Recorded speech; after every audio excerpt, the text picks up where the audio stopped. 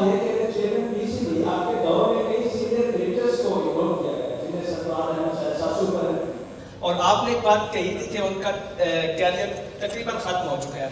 और दूसरा, हमने ओडीआई और टी20 तो काफ़ी जीते, लेकिन टेस्ट क्रिकेट में हम बहुत पीछे आ गए, शायद उतनी वो अचीवमेंट हम नहीं हासिल कर पाए। देखें, जहाँ तक सरफराज की बात है, वो हमेशा से टीम का हिस्सा रहे हैं। सो मैं जब आप 15 या 17 प्लेयर्स अनाउंस कर देते हैं, सो फिर उसके आगे मैं नहीं समझता हूँ कि किसी की और ज्यूरिसडिक्शन होनी चाहिए सिवाय आपके कोच या कैप्टन के। वो हैं, और मैंने कोशिश सारी वक्त यही की कि कप्तान को स्ट्रॉन्ग करें, क्योंकि ये जो गेम है ना क्रिकेट की, ये फुटबॉल की तरह साइड लाइन से नहीं रन होती है। ये अभी भी वो स्पोर्ट है या चंद स्पोर्ट्स में से एक है जहाँ पे लीडरशिप मैटर्स। तो अगर आपका कप्तान स्ट्रांग होगा, आपकी टीम स्ट्रांग होगी। उसने लड़के खिलाने और लड़ाने हैं। तो एक तो ये है। दूसरा, हमारी टेस्ट क्रिकेट में हम बहुत पीछे हैं, इसमें कोई शक नहीं है। इंग्लैंड ने आके हमें एक्सपोज किया, और मैंने पहले कहा था कि हमारे सिस्टम को ये जोल्ट मिलेगा, क्योंकि उन्होंने T20 के प्लेयर्स सेलेक्ट किए थे उसमें ऑलमोस्ट। तो एक ख़ास एक टाइप की उन्होंने क्रिकेट खेली थी, और हमें इसमें बहुत इम्प्रूवमेंट की ज़रूरत है, और वो वक्त लगता है। वो आपका कॉम्बिनेशन बनता है, इंजरीज़ हुई, पूरी टीम नहीं थी, मगर एक मैसिव वेकअप कॉल है।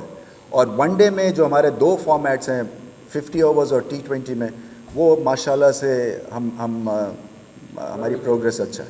सर, वो अपने डिपार्टमेंटल क्रिकेट को बंद कर दिया था, मगर जब नया चेयरमैन आए तो उन्होंने फिर से डिपार्टमेंटल क्रिकेट को बहाल कर दिया, तो इसके बारे में आपका क्या मौक़िफ़ है? देखिए, पहले तो वो मैंने बंद नहीं किया था, मेरे से पहले वो बंद हो गया था। दूसरा, ये जो नई कॉन्स्टिट्यूशन लेके आए हैं, ये डार्क एजेस की कॉन्स्टिट्यूशन है बाय द वे, इसलिए कि दुनिया में ऐसी कहीं और नहीं है कॉन्स्टिट्यूशन जहाँ पे एक चलती फिरती कॉन्स्टिट्यूशन को बुलडोज करके आप ये कहें कि जी डिपार्टमेंट क्रिकेट खोलने के लिए हम आए हैं। क्योंकि अभी मैं आपको व्हाट्सएप अपना दिखाऊं, अगर जो कि 150 क्रिकेटर्स को इन्होंने फारिग किया है, जो कोचेस को फारिग किया है, वो सब रो रहे हैं। सो एक तरफ तो आप नौकरियों के लिए आए हैं, और दूसरी तरफ 150 नौकरी आपकी चली गई हुई है। सो ये आजकल के माहौल में आपने देखना है कि what is best for cricket, ये बहुत ज़रूरी है। हम जब फर्स्ट वर्ल्ड के सामने अपने आप को पिट करते हैं, तो हमारी वो एक तरह से काबिलियत नहीं है जैसे होनी चाहिए। मगर क्रिकेट एक वाहिद फील्ड है जहाँ पे हम फर्स्ट वर्ल्ड को तड़ी लगा के और उनसे मैचेस जीतते हैं। ये बहुत बड़ा एक फिनोमेना है, और उसकी बड़ी वजह यह है कि समहाउ जो क्रिकेट का प्रोडक्ट है, वो एक तरह से एक बबल में रह के और उसने ग्रो किया है। और सबके लिए एक बड़ी ज़बरदस्त ये केस स्टडी भी है कि हर जगह पे हमें अगर मार पड़ती है तो क्रिकेट फील्ड में हम कैसे खड़े रहते हैं। और इसलिए खड़े रहते हैं कि एक तो पैशन है, एक ड्राइव है, एक सच्चाई है। जिसका टैलेंट है वो ऊपर जाता है, जिसका टैलेंट नहीं है वो नहीं खेलता है। मगर एक चीज़ जो इसको बार बार लड़ती है वो लैक ऑफ कंटिन्यूटी है। मैं समझता हूँ कि मैं अपना यहाँ पे कोई केस प्लीड करने नहीं आया, मगर मुझे अफसोस इसीलिए होता है कि जब एक अच्छी भली एक सिनेरियो डेवलप हो रहा है जहाँ पे आपका पिछला 1-1.5 साल में आपने देखा कि हमने वाइट बॉल में बहुत कम होता है कि आप वर्ल्ड कप खेल जाते हैं। हालांकि मैं बाबर आजम और कंपनी से हमेशा कहता हूँ कि जब तक सिल्वर वेयर नहीं होगा, जब तक ट्रॉफीज़ नहीं होंगी, आपकी इज़्ज़त नहीं होती है। सो फाइनल खेलना बहुत अच्छी बात है, मगर जब तक आप जीतेंगे नहीं तो हमारी यूथ जो है वो आपको प्रॉपर तरह से आपको को हीरो नहीं मानेगी। सो हीरो बनने के लिए बड़ा ज़रूरी है कि हमारे पास सिल्वर वेयर हो। मगर जितने हमारे वसाइल हैं उसको सामने रखते हुए आई थिंक हमारी ग्रोथ फिर भी ठीक है। मगर बैक डोर से कॉन्स्टिट्यूशन को बुलडोज करके किसी को इम्पोज कर देना इस क्रिकेट बोर्ड पे, मैं समझता हूँ कि ये सब के साथ जाती है, ये यूथ के साथ जाती है। इसलिए कि आप भी एक तरह से रडरलेस हो जाते हैं, आपको भी समझ नहीं आती कि हो क्या रहा है, कौन ठीक है कौन गलत है। आजकल सोशल मीडिया के ऊपर आप जो सच्ची और गलत खबरें चला के जिस मर्ज़ी को करेक्टर उसका असैसिनेशन कर देते हैं। आई थिंक थोड़ा सा हमें उसके ऊपर ध्यान देने की ज़रूरत है, क्योंकि ये जो क्रिकेट की इंस्टीट्यूशन है, मैं समझता हूँ ये उतनी ही स्ट्रॉन्ग इंस्टीट्यूशन है जितनी कि फॉर एग्ज़ाम्पल आर्मी की इंस्टीट्यूशन है, क्योंकि ये पूरे पाकिस्तान को इकट्ठा करती है। इसके ऊपर हम culture, creed, colour, race, language सब भूल के झंडे के नीचे आ जाते हैं। सो इसकी अहमियत जानने की ज़रूरत है, और जब तक कि यूथ इसकी अहमियत नहीं जानेगा या اپنے ویو پوائنٹ کے ساتھ غلط کو غلط نہیں کہے گا، ہم اسی طرح سے کبھی اوپر جائیں گے اور کبھی نیچے جائیں گے. اور اگر یہ اتنا اسٹرانگ بانڈ ہے تو پھر آئی تھنک سب کا اس میں اسٹیک ہے. اور اس میں اسٹیک یہ امپورٹنٹ ہے کہ آپ لوگ بھی سمجھیں کہ جو کرکٹ کا ماڈل ہے یہ ایک پاکستان کا ماڈل ہے اور ایک سکسیزفل پاکستان کا ماڈل ہے، ایک منی می ہے پاکستان کا.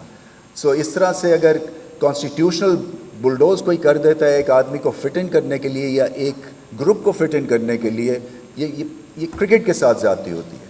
مگر پھر بھی ہیڈس آف ٹو پاکستان کی کرکٹ ٹیم، کیونکہ بابر اعظم اور ان کے نیچے یہ ٹیم کھڑی رہی ہے. میری بہت ساری انٹریکشن ہوتا ہے ہمارے سپر سٹارز کے ساتھ، اور ان کا دل صاف ہے، ان کا فوکس بالکل کرکٹ کے اوپر ہے، اور یہ بڑی اچھی بات ہے. اس لیے کہ اب آف دا فیلڈ جب ٹربولنس ہوتی ہے تو آپ کا فوکس بھی آف ہو جاتا ہے، مگر یہ اپنا فوکس آف نہیں ہونے دیتے ہیں. اور روم فار امپروومنٹ ہے، اس میں کوئی شک نہیں ہے، مگر آگے چل کے آپ دیکھیں گے کہ یہی ایک ہمارا پروڈکٹ ہوگا جو کہ انشاءاللہ بڑے بڑے ٹورنامنٹس بھی جیتے گا.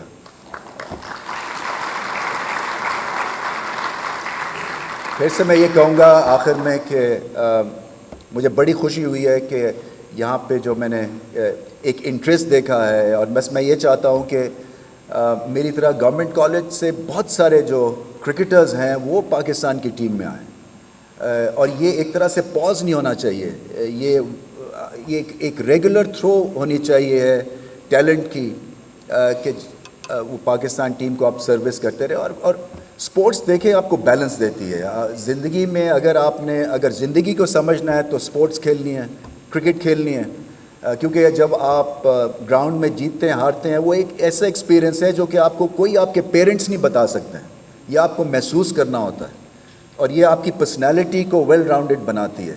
ایک ینگ ایج میں جب آپ کو ڈس اپوائنٹمنٹ ہوتی ہے، اس ڈس اپوائنٹمنٹ سے نکل کے آگے کیسے بڑھنا ہے یہ سپورٹس آپ کو بتاتی ہے.